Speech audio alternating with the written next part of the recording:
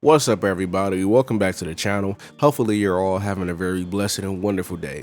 Today's video topic will be a fun one, since today we're going to be making a wish list of future manufacturers and maybe some different gun effects that I personally would like to see show up in Suicide Squad Kill the Justice League. So before I get started, let me go ahead and explain what manufacturers are in the game so that people who aren't caught up will understand what it is I'm talking about. So in the game, various things in your loadout like shield mods, traversal mods, melee weapons, and most importantly your range weapons all come from varying places that exist within the game's universe. These places are companies or organizations that you may or may not be familiar with, and as of current we have a total of 4 confirmed manufacturers. You have LexCorp, which is owned by Lex Luthor. Everybody knows who he is. You have GCPD, which stands for the Gotham City Police Department. We have Amertech, which is a military industrial firm that kind of does bad stuff from time to time, and then Star Labs, a science research company that has numerous connections with heroes, but most notably the Flash, Cyborg, and Superman.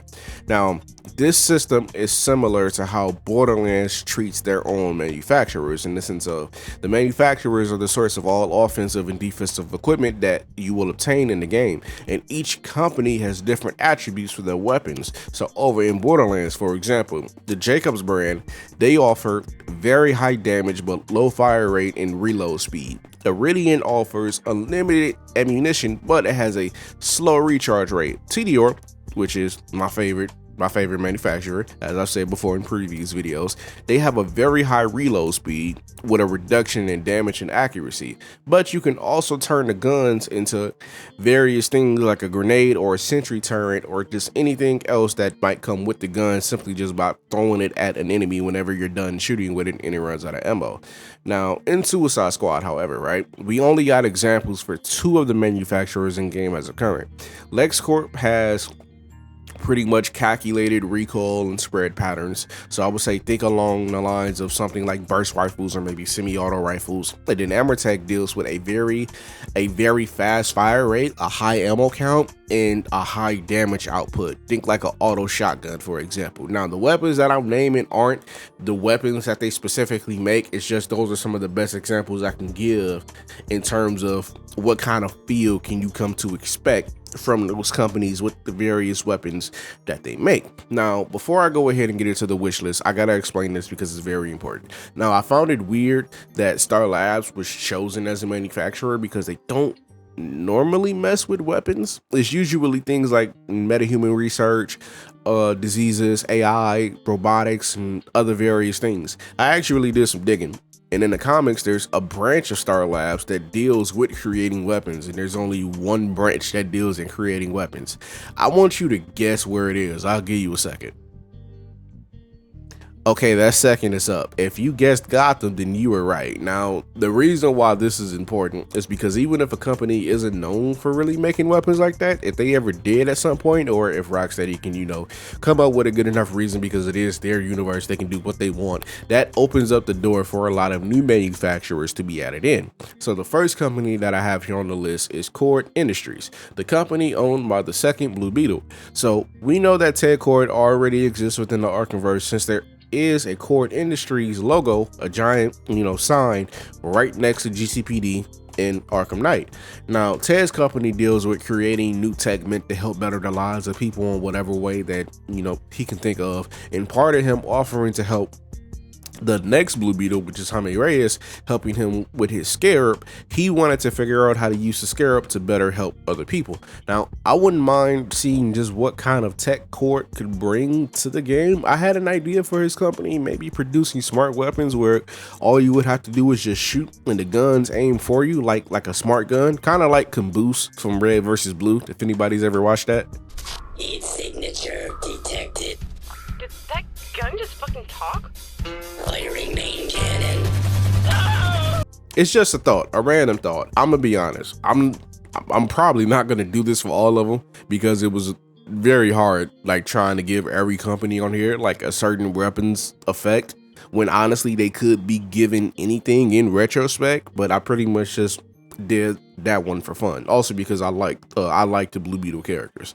Now next up we have Savannah Industries. Now this one is a slightly deeper cut, mostly because the only time you ever really hear about this company is whenever Shazam is involved. I believe the villain of the first movie was Savannah.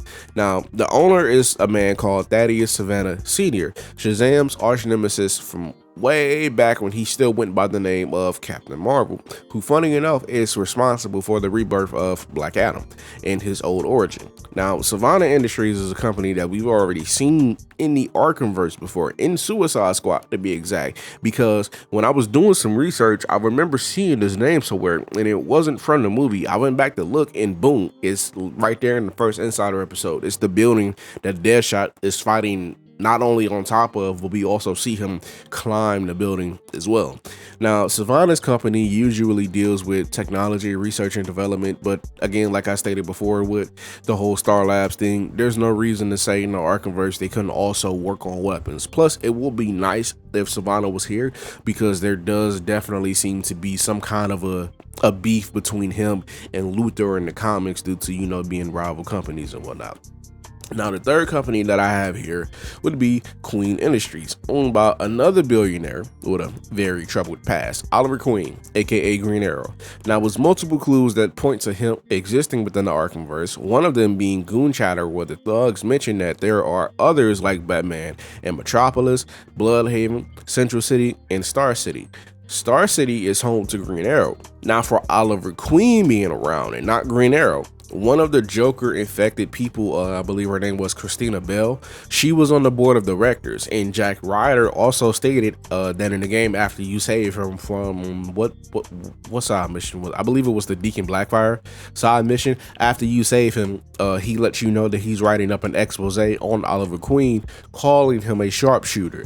A very clear reference to him being Green Arrow. Now, one good thing here is that the company has a history in dealing weapons, so that's pretty much an easy layup right there. They could even do something like, I don't know, every shot has 100% critical chance, or the range weapons give you the ability to start a shield harvest without a melee hit being needed. I have no idea, just something to kind of fit with the whole I never miss stigma with the character. Also, Green Arrow definitely is one of, if not my favorite character in DC as a whole. Now, another company that people might know very well from Arkham Knight, seeing as how they did have a major part to play in the story of the game, is Stag Enterprises, the pharmaceutical company who has done some good deeds like curing the Tundra virus and making a treatment for Collier syndrome, but they also created the Cloudburst. They helped Scarecrow vastly improve on his fear gas formula, and also made some deadly bioweapons to sell them off on the black market, because money is king. Right now, Stag was definitely arrested following the events of the story and was tossed into GCPD lockup with everybody else, and assets from his company were seized. But what's to say somebody like Penguin didn't have his goons steal some weapons from Stag before or after he got arrested? Or maybe he just bought them off the black market before his arrest. Or maybe Waller pulled some strings to get our hands on those bioweapons, seeing as how they could possibly have been of use in, helping her and Argus regulate metahuman activity. Now, the fifth and maybe last company on here is, funny enough, Argus, because I definitely did just talk about Amanda Waller, because let's be honest, it's kind of weird that Waller wouldn't have some other tech on hand that the squad could use. Argus's whole reason for being a thing is for responding to issues and situations revolving around metahumans and metahuman threats. Thanks to the prequel comic, which is canon, we know that she took over Arkham and turned it into a supermax prison that's capable of holding various metahumans, monsters, and freaks and psychos. You telling me that Waller of all people don't got something like that in her back pocket that can help us out? I'm gonna be honest, it really feels like she holding out on us, and I don't like that. I don't like that one bit. All right, I need her to come up off that secret stuff that she hiding, because if there was any time to use it, it would be during an alien invasion spearheaded by Brainiac and a janked out Justice League, right? I'm gonna need her to, you gonna have to come up off them weapons that you hide, and I don't care if we're villains or not. We need some help out here. Some other honorable mentions would be places like Wayne Tech, of course, Wayne Tech or Wayne Industries, and like I said earlier, there's only 4 manufacturers that we know of as of right now. I don't think we know of whether or not they're hiding any other manufacturers for the full release, but if Wayne Tech or Wayne Industries is not there, I'm gonna definitely need them to be added in game later on down the line, because Batman and Bruce Wayne are way too important. This universe literally won't exist without them. I'm gonna need them as a manufacturer. So if somebody from Rocksteady is watching this, please get on that. We're in Metropolis now, and one of Superman's enemies was the old toy man, Winslow Schlott. Now, the reason why I'm bringing him up is because Luthor is here, and also because of the second Insider episode, we know that Metallo exists within this universe as well. So that gives like a little precedent to believe that some of his older rogues gallery could also be here, and that gallery also includes Winslow Schlott. He had a company, Schlott's Toys, and he used that company to make weapons. Why not add in Schlott's Toys as a manufacturer? Also, we have his heroic counterpart in game, which is Hero, so that's a whole nother thing, right? Add in Schlott's Toys as a manufacturer. We have Goth Corp, which goes back all the way to Arkham Origins and the Coco Heart DLC, who had held Freeze's wife in capture until Batman saved both her and Freeze from death. There may be a couple of more places that I couldn't think of at this given moment, but that's all right, because that brings us to the end of the video where I get to talk to all of you guys and girls very quickly. Now, I hope you all have had a very great time. I hope you've enjoyed the video. Let me know down in the comments below what companies in the DC universe or the Arkhamverse that I haven't already named would you like to see as a weapon manufacturer later on down the line, and why. And again, if you've enjoyed the video, please make sure to like, share, subscribe, and smack that notifications bell so you can stay updated on all of my Suicide Squad related content, and I'll catch you all in the moonlight. Peace.